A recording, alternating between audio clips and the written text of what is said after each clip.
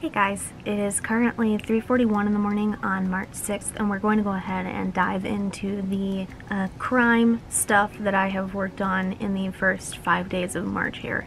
Things have been pretty slow this month. My little dog, if you don't know, has been diagnosed with heart failure, and I've known that since September, I think. But one of his vets thinks that it might be time for a third medication to be added in, which is normally used to treat chronic heart failure. I believe it is a second diuretic that helps move the fluid out in a different way than the furosemide does, which is also a diuretic. But to find that out, I need to take him in for a vet appointment, which more than likely is going to run about $258 with the appointment cost, the blood test costs, and presumably an x-ray cost. And I don't have the money for it at the moment, but I have no problem spending that money on him, just like I had no problem spending the money on him the first time because he's my little man. So this month I have primarily been focusing on AI freelance tasks, freelance editing. I've been selling pet portraits, but I haven't like officially done any of those yet. I've just done the ones that I'm using for examples, which is fine. But those are all things that I am doing right now to get the money that I need to take him in. So I'm mostly focusing on that, and when I'm not focusing on that, I'm in a lot of pain. I threw my neck and my shoulder out by doing one of these motions to like flip the hood of my coat back as I was putting it on. So this side of my neck and this shoulder have been really screwed up for the last week or two, I think. So when I'm not focusing on making money for Bilbo, Willie, his real name's Willie. When I'm not focusing on making money for him and his vet appointment, I'm in a lot of pain there. I'm in my normal pain through my knuckles and my legs and everywhere. I'm currently in the middle of nightmare week, which is when every time I go to sleep I'm just hit by nightmare after nightmare after nightmare, and generally when I'm in that phase of my life, I also have very bad stomach aches when I'm awake. Like horrible, sick to my stomach, genuine pain in my stomach, which I think has to deal with the stress of the nightmares, but I'm not 100% sure. I just know that it's not fun. I'm also sleeping like garbage, reasons presumably obvious. And generally, I just don't have the motivation to accomplish much of anything. My most productive day was March 1st. And that's mostly because it was the Happy Face Killer rewrite edit, and I'm mostly just retyping what's already there. There are very minimal changes in that book, thankfully. But things have been slow this month, and I expect them to be slow at the very least until he has his vet appointment.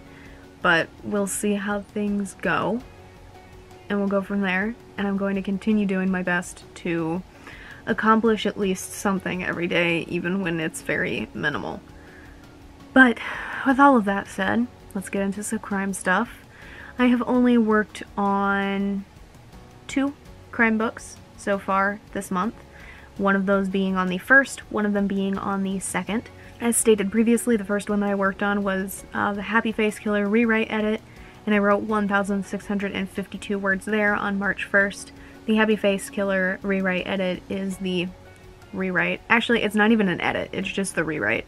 The Happy Face Killer rewrite is the rewrite of book 1 in the Bo Austen-Taylor series, which is the continuation of the Bo Austen series. Over the years, I've had a lot of people ask me why I have a continuation series of a series instead of just expanding it, and it's because every series has a goal, and the Bo Austen series had reached its goal. It had reached its final destination, and drawing it out would have been pointless. It would have been like those TV shows that go on for 20 to 40 seasons, even though everybody started wishing the main characters would die after season 12. You know, it's like that. The Bo Austen series reached its conclusion, its natural conclusion, and I really like where that ended. But Bo's story wasn't done, and the Bo Austen-Taylor series focuses on a different aspect than the Austen series did, and that's why it's a continuation. But the rewrite has the same title, it has the same killer, It has the same basic premise. In this one specifically, most of the changes are related to Bo's mental health, dialogue stuff, characterization stuff, and there are some crime scene details that have changed a little bit. There's also a date in the book where I accidentally skipped over like a Thursday or something and made it a Friday, but I kept the number that would have been the Thursday. So like it should have been Thursday the 10th actually, I think.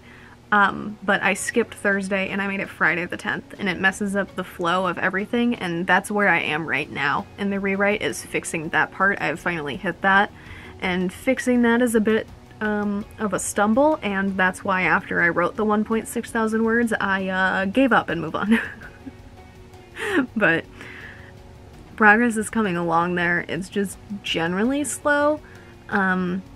Motivation has been very difficult to come by recently, and I used to be good at not really caring if I was motivated to do something, but right now, where I am in my daily life, I don't have the spoons to sacrifice to write when I have absolutely no motivation at all. I don't have the spoons to force myself to do that.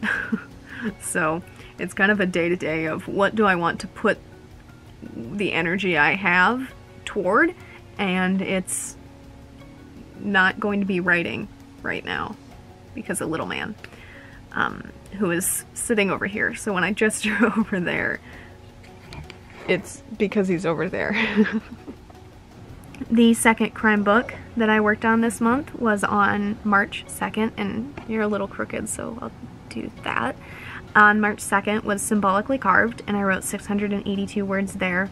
Symbolically Carved is book 1 in the Dallas Silver series, which follows Dallas, a character from the Bo Austen series. He was initially in the Kathy Baker series, but if you've been here a while, you know that the Kathy Baker series is no longer published, and I no longer sell it, and the stuff that happened in that book or that series is up for debate. A lot of the things in it have changed throughout the other books because the stuff in there was unresearched and dramatic and just doesn't make a lot of sense. Some of it is okay. The book isn't 100% garbage, or the series isn't 100% garbage, but it's not something that I stand for as a writer or as a person. So I just, instead of fixing it, because I do not have the energy to deal with Kathy Baker for 6 books, instead of fixing it, I just unpublished it, and I'm fixing the characters that her series did dirty through everything else that I'm writing. But Dallas was initially from there, and then he grew and developed a lot in the Bo Austen series, in the Bo Austen-Taylor series, and now he finally has his own, which is the Dallas Silver series, and it follows him through 2 aspects of life, one being a newly promoted homicide cop, and the other being the serial killer side of himself. He's a vigilante serial killer. I know you're immediately thinking, oh my god, he's like Dexter, but no. I started writing Dallas as a vigilante serial killer before I even knew what Dexter was. I've never had cable television, so I hadn't heard about Dexter until one of my friends had bought all of the DVDs and loaned season 1 to me. And that was after I'd started writing Dallas. Also, if I ever do a character as dirty as they did Dexter, I want someone to take my keyboard away from me, so. But, progress has been going okay there. It's just relatively slow. Writing Dallas's point of view has been a challenge, to say the least. Dallas lives with a voice in his head, and the voice is the thing that drives him to kill people. For all intents and purposes, Dallas is very rarely the one killing people. It is normally, I don't know why I put killing in quotes. Dallas is rarely the one in control of himself when a person dies. Generally, it is the voice that is in control. But Dallas does have the rule set up that the voice is only allowed to take control and kill people who deserve it. Criminals. And not just like pot dealers. Actual genuine criminals, like murderers, serial killers, which ironically Dallas is also one. But, you know, he points that out more than once. progress is good there. It's just slow because it's so hard to write Dallas. I struggle a lot writing him because the voice, Ed, is always there. And writing the voice in sometimes is a hell of a task because I love Dallas, but I cannot stand knowing that he has this bastard living in his head. And that definitely makes progress very, very difficult, but I still enjoy writing the book and the series, and it's something that I'm excited to continue forth with, even if it takes a very long time to accomplish.